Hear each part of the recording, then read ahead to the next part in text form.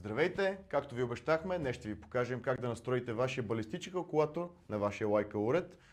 Бинокъла, който имаме тук, е Leica GeoVid Pro 10x32, лично моят фаворит. Карабината, за която ще го настроим, е Zauer 404 в калибър 308 и боеприпасът, който имаме, е Norma Bond Strike в калибър 308.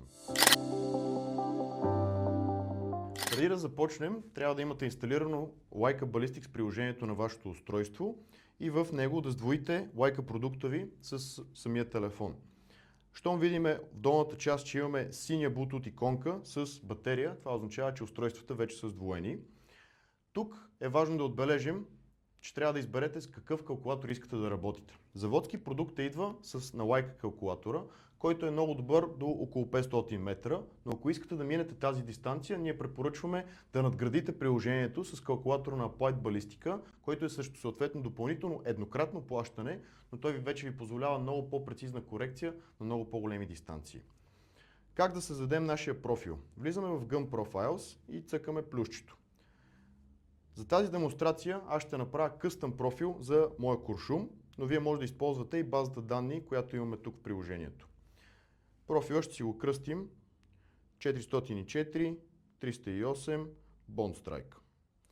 И продължаваме нататък. Съответно, нашия диаметър на боеприпаса е 0,782 см, стандартно за 308 калибър. Теглото на нашия боеприпас е 11,7 грама, може да го намерите на кутията на самия боеприпас. Дължината на нашия конкретно е 3,284 см и коефициента ни по G1 е 0,615. Продължаваме нататък. Корекцията на нашата оптика е 1 см на 100 метра и нашата дулна скорост, която ние засякохме с хронограф Athlon Rangecraft, е 765 метра в секунда. Нашата стъпка тук трябва да я въведем в сантиметри. Повечето цеви знаеме стъпките им в инчове. Моята е 1:11. Как да разберем колко е в сантиметри? Умножаваме 11 по 2,54. Резултатът е 27,94 см, като тук можем да изберем каква е посоката на нашите нарези. Стандартно е надясно, както и на моето оръжие. Разстоянието, на което прострелваме, е 100 метра и съответно нямаме никакви предварителни корекции, които да сме правили по самата прострелка. Нашата прострелка е идеален център. Затова слагаме Zero Height и Zero Offset на 0. Тук трябва вече да напишем каква е височината на нашата оптика. Как се измерва тя? Трябва да хванем центъра на оста на цевта и центъра на оста на оптиката и да премерим какво е това разстояние. На нашата пушка конкретно е 4,1 см.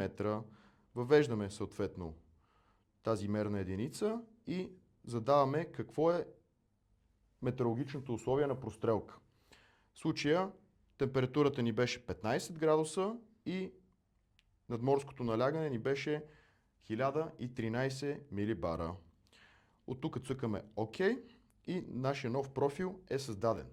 Но не сме готови още. Сега ние трябва да изберем кой профил искаме да качим на самия уред. Цъкаме съответно нашия нов профил и вече виждаме до него, че имаме тикче. И когато затворим, виждаме отдолу, че имаме Active Profile 404 308 BS, което е профил, който тук що създадохме. Ако вие искате да купите ваш Leica продукт на сайта на Zarimex, може да ги намерите. Ако искате да разберете с каква раница аз ходя на стрелкашки лов, гледайте нашето следващо видео. Наслука и успех!